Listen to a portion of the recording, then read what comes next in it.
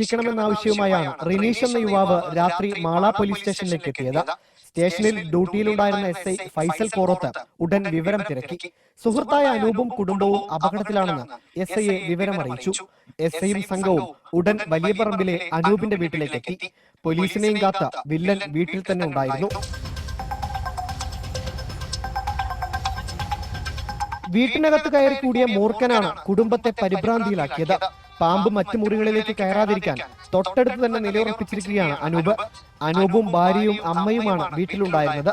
വീടിന്റെ മുകളിലെ നിലയിലേക്ക് കയറുന്ന ഗോവണിയിലായിരുന്നു ഇരവിഴുങ്ങി പത്തി വിടർത്തി മൂർഖന്റെ നിൽപ്പ്.